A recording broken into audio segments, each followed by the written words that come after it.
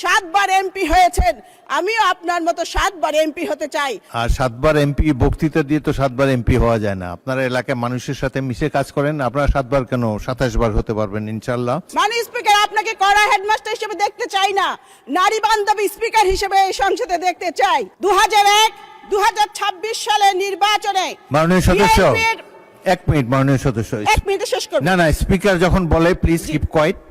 শুনুন, আপনি প্রারম্ভিক বক্তব্য একটা তো শুভেচ্ছা দিয়েছেন, জি, এরা বেশি আর সুযোগ নাই, আমাদেরকে এক কার্যপ্রণালী বিধি মাননীয় মেনে স্পিকার, চলতে এক হবে। সেকেন্ড। একটি প্রশ্ন করুন প্লিজ। মাননীয় স্পিকার, আপনাকে কড়া হেডমাস্টার হিসেবে দেখতে চাই না, নারী বান্ধবী স্পিকার হিসেবে এই সংসদে দেখতে চাই। মাননীয় স্পিকার, 2001 সালে এবং 2026 সালে নির্বাচনে বিএনপির ভূমিদশ বিজয়ের কারিগর, আমার নেতা, আমাদের নেতা, গণমানুষের নেতা মাননীয় প্রধানমন্ত্রীর প্রতি আমি কৃতজ্ঞতা জানাচ্ছি। মাননীয় স্পিকার, এই সংসদে সংরক্ষিত নারী আসনকে অতীতে 30 সেট অলংকার হিসেবে বলা হতো। এই কারণে স্বৈরাচার এরশাদ লজ্জায় শরমে সাংবাদিক শফিক রহমানকে গ্রেপ্তার করেছিলেন। আমি আপনাকে বলতে চাই, আমরা যে 50 জন এই সংসদে এসেছি, আপনি যদি আমাদের কথা বলার সুযোগ দেন তাহলে আমরা 50 সেট অলংকার নয়, 50 সেট নারী জাতির অহংকার হিসেবে নিজেদের পরিচিত করব।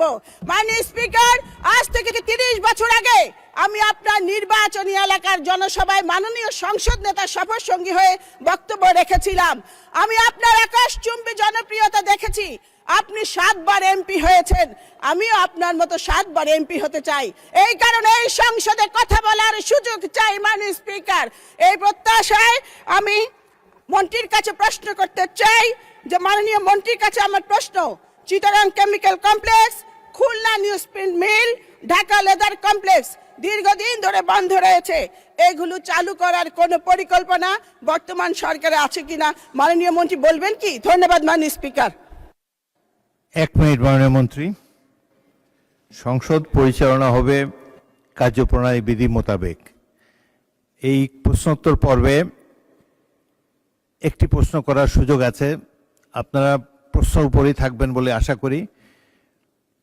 এখানে রানা আক্তার রানু যা বলেছে সেটা আমি ধরে নেব যে সকল সংরক্ষিত আসনের মহিলা সদস্যদের বক্তব্য, সুতরাং এটার পুনরাবৃত্তি করার আপনারা চেষ্টা করবেন না। আর 7 বার এমপি বক্তৃতা দিয়ে তো 7 বার এমপি হওয়া যায় না। আপনারা এলাকায় মানুষের সাথে মিশে কাজ করেন, আপনারা 7 বার কেন 27 বার হতে পারবেন ইনশাল্লাহ। তো এখন মাননীয় মন্ত্রী